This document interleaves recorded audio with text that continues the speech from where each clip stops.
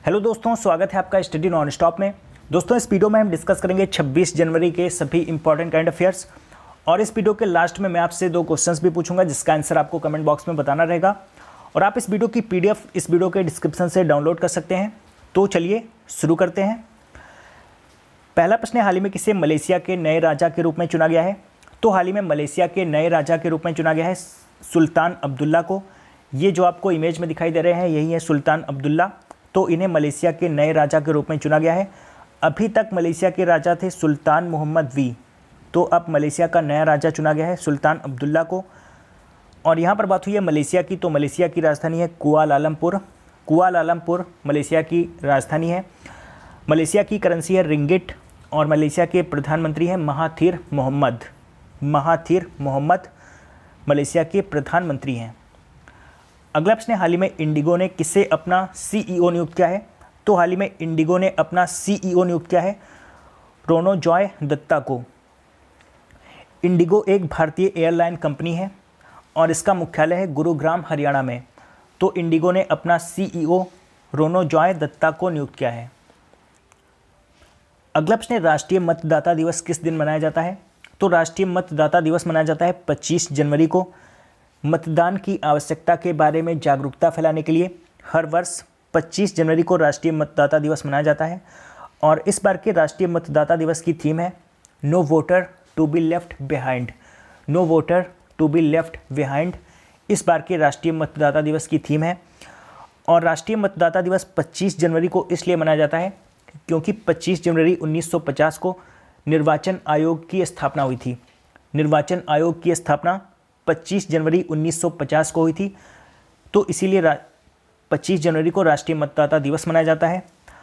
और वर्तमान में भारत के निर्वाचन आयुक्त हैं सुनील अरोड़ा।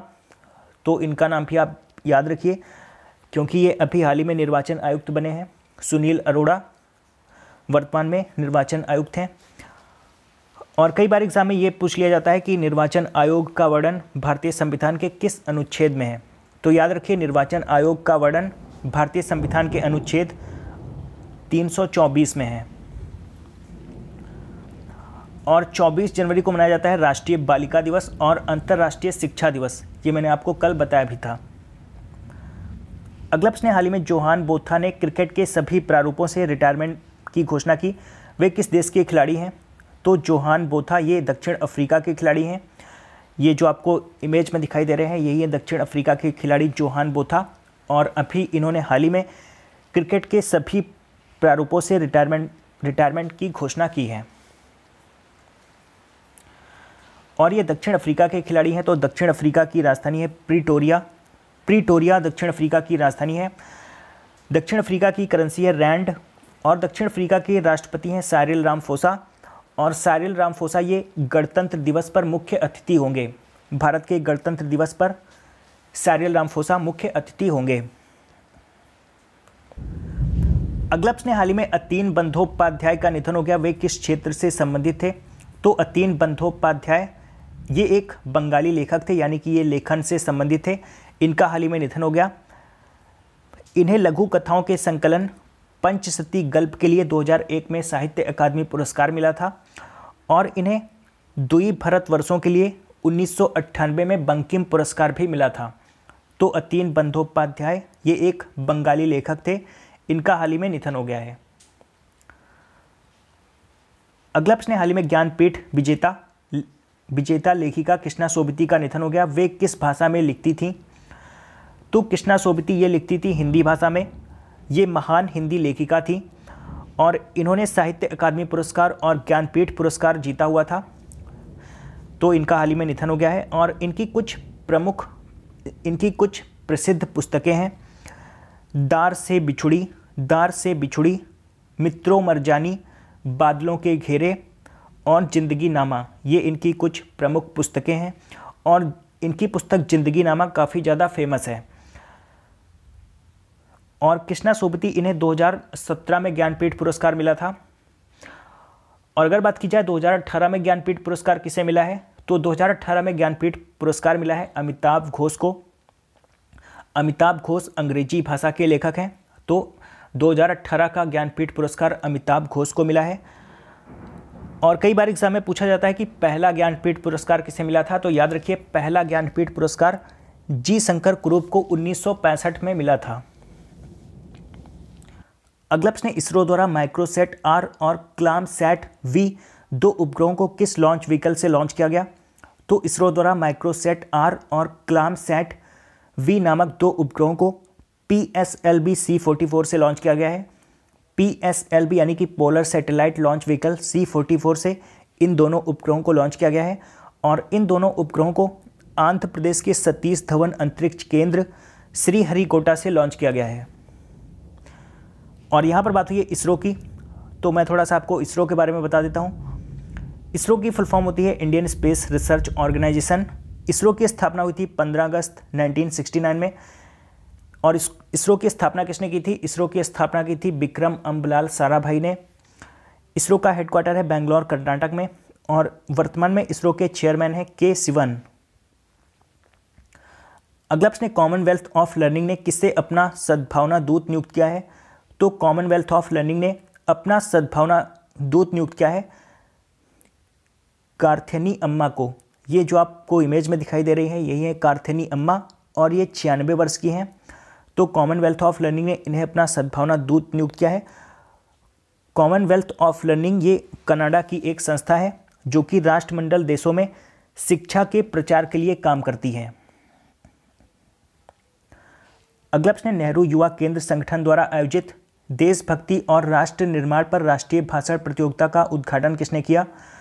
तो नेहरू युवा केंद्र संगठन द्वारा आयोजित देशभक्ति और राष्ट्र निर्माण पर राष्ट्रीय भाषण प्रतियोगिता का उद्घाटन किया खेल मंत्री राज्यवर्धन सिंह राठौर ने। राज्यवर्धन सिंह राठौर ये वर्तमान में खेल मंत्री हैं। तो इन्होंने नेहरू युवा केंद्र संगठन द्वारा आयोजित देशभक्ति और राष्ट्र निर्माण पर राष्ट्रीय भाषण प्रतियोगिता का उद्घाटन किया है। अगला प्रश्न, इंडिया हेरिटेज वॉक फेस्टिवल कितने शहरों में आयोजित किया जाएगा?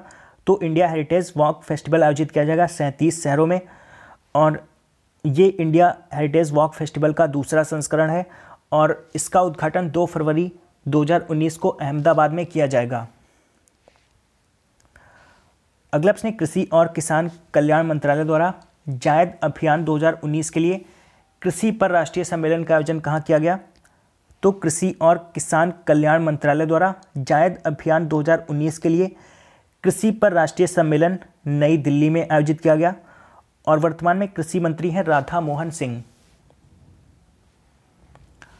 अगला प्रश्न, भारत और दक्षिण अफ्रीका ने कई प्रमुख क्षेत्रों में सहयोग को बढ़ावा देने के लिए कितने साल के रणनीतिक कार्यक्रम पर हस्ताक्षर किए हैं? तो भारत और दक्षिण अफ्रीका ने कई प्रमुख क्षेत्रों में सहयोग को बढ़ावा देने के लिए 3 साल के रणनीतिक कार्यक्रम पर हस्ताक्षर किए हैं। अगला प्रश्न, संयुक्त राष्ट्र के आपदा जोखिम न्यूनीकरण कार्यालय के अनुसार कौन सा देश 2018 में आपदाओं से सबसे अधिक प्रभावित रहा? तो संयुक्त राष्ट्र के आपदा जोखिम न्यूनीकरण कार्यालय के अनुसार 2018 में आपदाओं से सबसे अधिक प्रभावित रहा भारत और भारत के बाद इसमें दूसरे नंबर पर रहा फिलीपींस और तीसरे नंबर पर रहा चीन। और कल के प्रश्न, कल मैंने आपसे 2 प्रश्न पूछे थे। पहला प्रश्न मैंने पूछा था हाल ही में किस कवि को सरस्वती सम्मान 2017 से सम्मानित किया गया? तो इसका सही आंसर था सीतांशु यशचंद्र को। और दूसरा प्रश्न मैंने पूछा था हाल ही में किस शहर में नेताजी सुभाष चंद्र बोस संग्रहालय का उद्घाटन किया गया? तो इसका सही आंसर था दिल्ली में। और लगभग सभी लोगों ने इन दोनों प्रश्नों का सही आंसर दिया है। और आज आपका पहला प्रश्न है राष्ट्रीय बालिका दिवस कब मनाया जाता है? और आज आपका दूसरा प्रश्न है हाल ही में एडमिरल सुनील लांबा द्वारा कमीशन किए गए नए नौसेना एयरबेस का नाम क्या है? तो इन दोनों प्रश्नों का आंसर आपको कमेंट बॉक्स में बताना है। तो दोस्तों आशा करता हूं कि आपको ये वीडियो पसंद आया होगा। अगर आपको ये वीडियो पसंद आया तो आप इसे लाइक और शेयर जरूर करिए और अगर आपने अभी तक इस चैनल को सब्सक्राइब नहीं किया है तो चैनल को सब्सक्राइब कर लीजिए।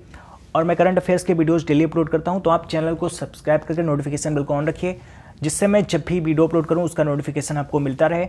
तो दोस्तों मिलते हैं अगले वीडियो में, तब तक के लिए goodbye and take care.